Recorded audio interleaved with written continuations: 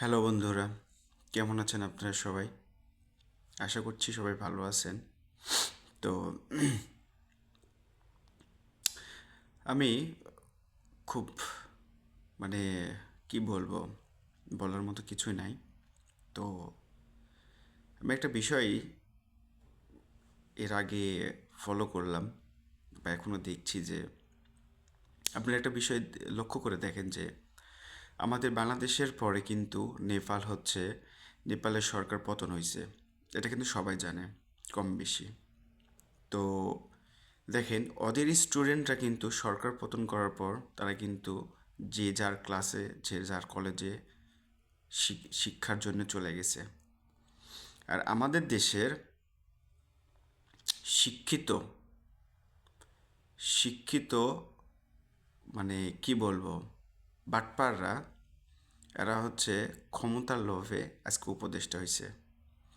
আপনি দেখেন তো, আপনারা লক্ষ্য করে দেখেন যে উপদেষ্টাগুলো হইছে, তারা তারা কত লুফি, কত বাটপার, কত ধরনের চালাক, চিন্তা করেন। তারা যদি সত্যি মানুষ হতো, মানুষের মতো মানুষ হতো, তাহলে কি তারা এই ধরনের ক্ষমতা নিতে পারতো? আর তো ক্ষমতা লোভী, যাদের 5,000 টাকার জুতা কেনার যোগ্যতা ছিল না, যারা ক্যান্টিনে বসে ওই ডাল ভাত খেত, তারা এখন কিভাবে ঘুরতেছে চিন্তা করেন। কত ধরনের বাটপার তাহলে এরা।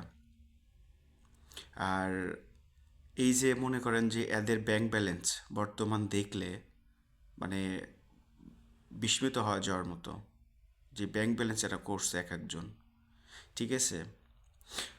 তো আপনারা বলুন যে বিগত সরকার যেই করছে, আমার তো মনে হয় এই 1-1.5 বছরে তার চেয়ে 3 গুণ এরা করে ফেলছে। আপনারা হিসেব নিকেশ করেন, বুঝতে পারবেন। হুম। যে নেপালের সাথে আমাদের ডিস্টেন্সটা কি, তাদের মন মানসিকতার সাথে আমাদের মন মানসিকতা কি।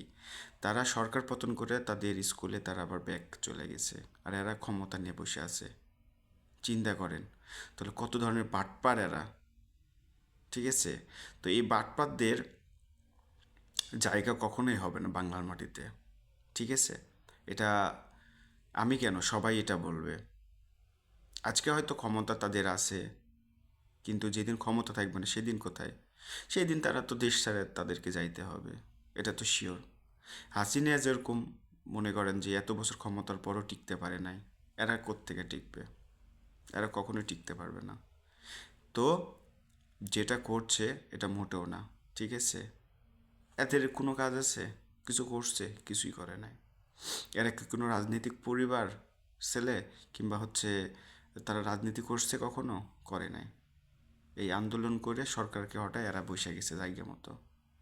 কত রকমের বাটপার এরা। এদেরকে মানে এদের কাছ থেকে শেখা উচিত আমাদের, যে বাটপারি কীভাবে করতে হয়।